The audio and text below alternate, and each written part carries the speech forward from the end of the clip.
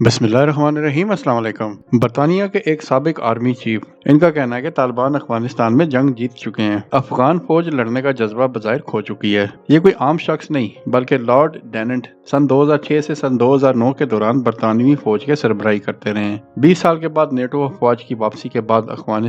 طالبان کو افغان جنگ کا فاتح قرار دیتے ہوئے افغانستان میں بین الاقوامی فوجی آپریشن کی تحقیقات کا مطالبہ بھی کر دیا ہے، اور اسی بات کا اعتراف افغانستان کے وزیر داخلہ نے بھی کیا ہے۔ امریکہ کے جانے سے اشرف غنی کی حکومت کی ناکامی کی سب سے بڑی وجہ وار مینجمنٹ کا فقدان ہے، یعنی کہ وہ جنگی انتظامات کرنے میں انتہائی کمزور ہیں، جس کی وجہ سے اب وہ صرف دفاعی پوزیشن میں ہی لڑ رہے ہیں، اور بہت جلد افغان طالبان کابل پر بھی قبضہ کر لیں گے۔ افغان طالبان بہت تیزی کے ساتھ افغانستان کے صوبے فتح کرتے جا رہے ہیں، اور پچھلے 24 گھنٹے کے دوران افغانستان نے مزید 13 اضلاع پر قبضہ کر لیا ہے۔ بہت سارا امریکی اسلحہ اور جدید گاڑیاں طالبان کے ہاتھ لگ گئی ہیں، اور تقریباً 700 سے زائد گاڑیوں اور گولہ بارود پر قبضہ کر لیا ہے۔ حالات یہ ہیں کہ افغان فوجی طالبان سے لڑتے وقت دوسرے ملکوں کی طرف بھاگنے پر مجبور ہیں، اور اب طالبان کی ایک نئی حکمت عملی سامنے آئی ہے۔ اب طالبان کرنا یہ چاہ رہے ہیں کہ وہ اشرف غنی کی حکومت کو شارک سے پکڑنے جا رہے ہیں، اور افغانستان کو آنے والے تمام سپلائی روٹس، چاہے وہ ساؤتھ ایشیا سے آتے ہوں یا سینٹرل ایشیا سے، تمام سپلائی روٹس پر قبضہ کرنے جا رہے ہیں۔ اور اب ان کا مقصد ہے کہ ان سپلائی روٹس پہ قبضہ کرنے کے بعد پھر وہ حکومت کے ساتھ مذاکرات کی میز پر آئیں گے اور پھر اپنے سارے مطالبات منوائیں گے، اور اس وقت اشرف غنی کی حکومت کے پاس ان مطالبات کو ماننے کے علاوہ کوئی چارہ نہیں ہوگا۔ ایک بات تو صاف ظاہر ہے کہ امریکہ کی ایئر سٹرائکس کی وجہ سے طالبان آگے پیش قدمی نہیں کر پا رہے تھے،